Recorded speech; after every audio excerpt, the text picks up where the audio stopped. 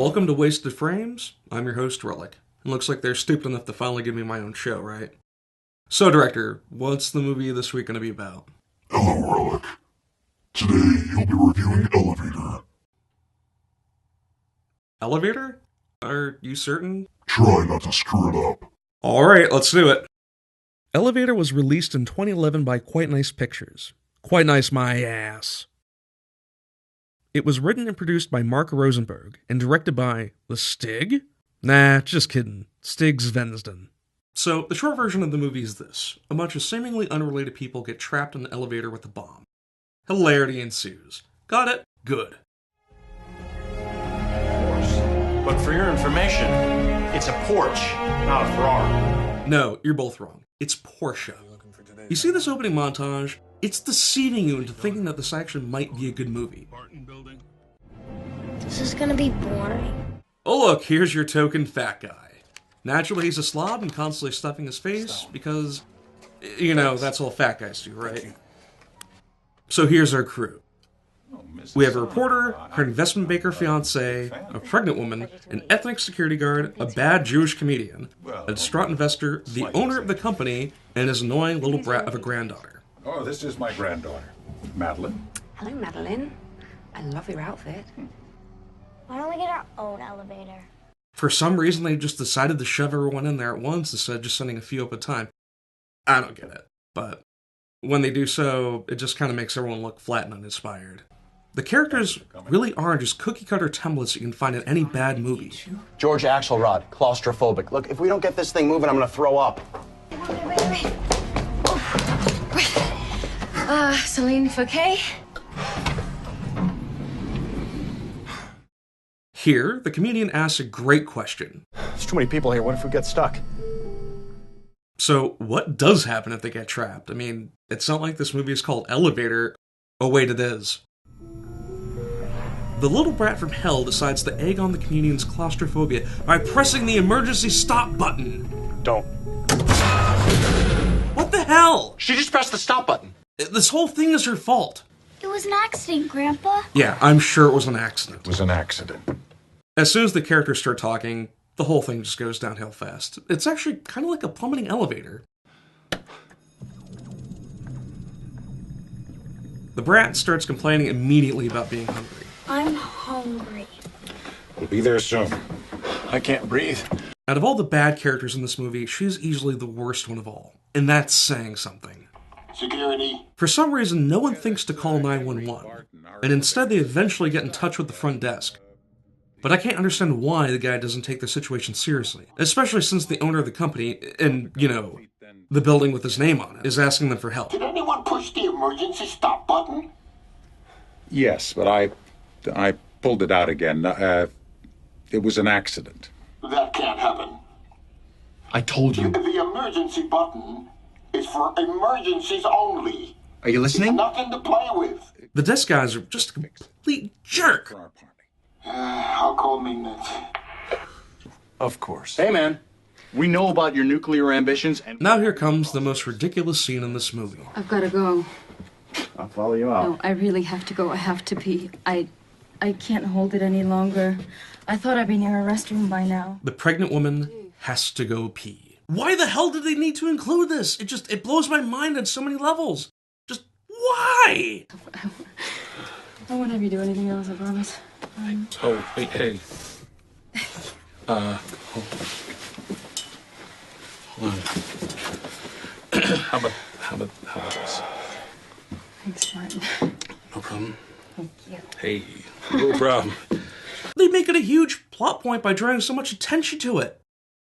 Then again, I'm not really helping matters much by mentioning it, am I? Thank you. The brat, naturally, throws a fit about it. What's she doing? She can't do that in here. Make her stop, Grandpa. Don't look. I really hate this awful excuse for a character. And I mean really hate her.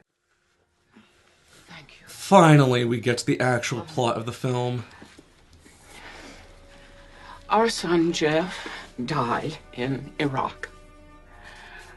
The old woman's son died in Iraq, which, you know, is pretty tragic. But then Barton, along with the other guy, lost all their investment money and destroyed their savings. Barton Investments lost all our money.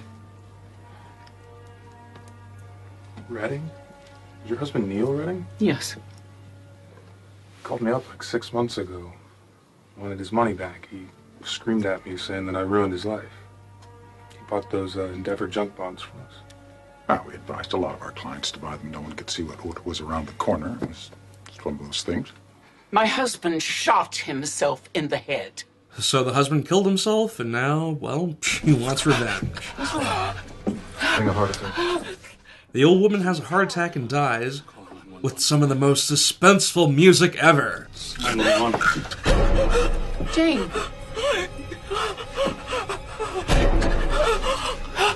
Help her! Help her! 911, how can I help you? She can't breathe. Hey, good time to call 911. Just in time to learn that she has a bomb. Okay, what is your location? I have a bomb. Did she just say she had a bomb? Excuse me? She said she had a bomb. Who has the bomb? A woman. She set them up the bomb. Yeah, I know it's an old joke, but admit it, it's still pretty funny. Nobody has a bomb. Well, that's what she said. Jane Reddin from Cleveland, just before she died. Have you called 911? And we're talking to 911 now. What difference does that make? This is big. 70. Can you stream it on your phone? I'm fine. Yeah, I don't know. I can do it. I'll start She said she streaming. has. Well, it's not obvious. She has a purse. It only took us half the movie to get to this point. There's 9 of us, including CEO Henry Barton and his granddaughter. The reporter chick starts recording the aftermath of the woman's death. Jane Redding, an investor with Barton, died of an apparent heart attack. He told us she has a bomb. No, there is no bomb. There's no bomb. She was upset because an investment went wrong. You see this sort of thing on the news. Have Barton check, because she was the one who was after anyway, this jerk. Check it! And for some ungodly reason, the pregnant woman of all people has to go check for the bomb. Celine Fouquet, bond trader and expectant mother, has volunteered to check Redding for any explosive device. What the hell? He checks the purse, and oh hey, no bomb. How do I know what? They try to go into the whole ethnic stereotype of, I'm not a suicide bomber, but utterly fail with the abysmal dialogue. Touched or even seen a real bomb in my life. I'm an American, just like you. Feel better now? You really could just condense this whole movie into a 10 or 15 minute short and you'd still hit all the important plot points. Even the peeing scene if you really wanted to include it. Oh, Jesus Christ. It's a bomb. It's a metal box the size of a bar of soap. It's attached to what looks like Bicycle cables. You shouldn't smoke. The pregnant woman decides to have a cigarette in the elevator, which, for some reason, doesn't set off the fire alarm. Care! What, now you're gonna become a concerned father? That's not what I meant. Just there's 9 of us. Surprise! Man, I'm saying that a lot lately. She's actually carrying the banker's kid. In this air. What did you say? You better tell What's her. she talking about? It's not the time. Cue the drama between her and the reporter. Perfect time to confess. Maybe someone can make a fighting game about it or something, I don't know. Can't be The comedian starts taking more jabs at the security guard, which nearly starts a brawl. It can be bought. Oh, there. You heard it from the expert. Motherfucker! This is probably the best scene in the film. I need to reach the kid!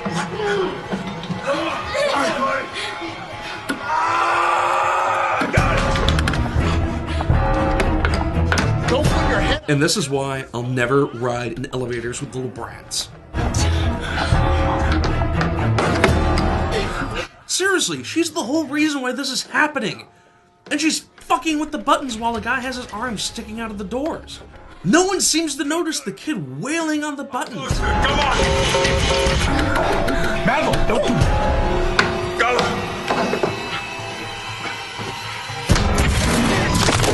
The inevitable happens and the elevator plummets, slicing the banker's arm off with a crunch.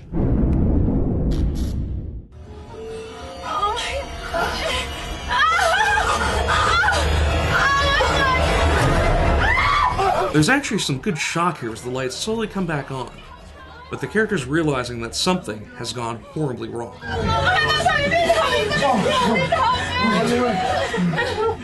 It's all my fault. It's all my fault. I saw you push the buttons. by the way. What's the reason you decided to come forward? The bomb maker has second thoughts and goes on the air explaining why he did it. Now, I have to admit, it's actually kind of a neat plot twist, but it's just utterly wasted on this movie. I guess we'd have about 10 minutes more or less.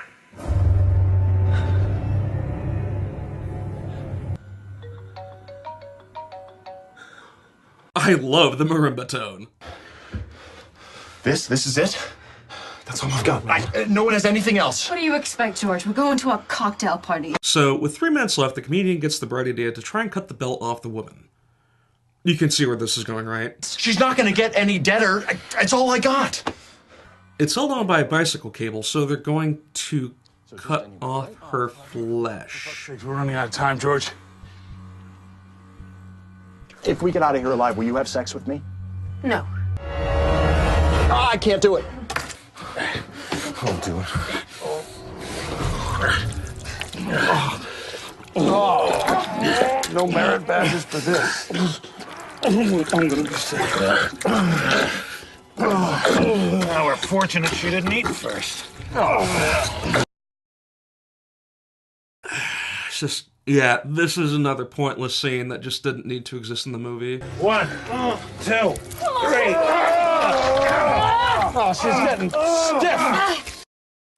So, yeah, I'm just going to cut to the end here because I've wasted enough time with this movie, and so have you.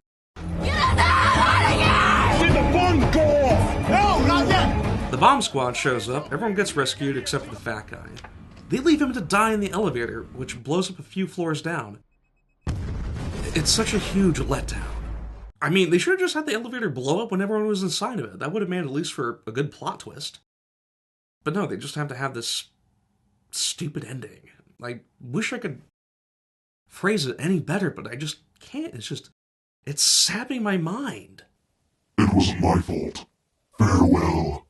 Until next time. Alright, I'm gonna go do something more productive for a while, like paint models. Thanks for watching, and I'll see you later.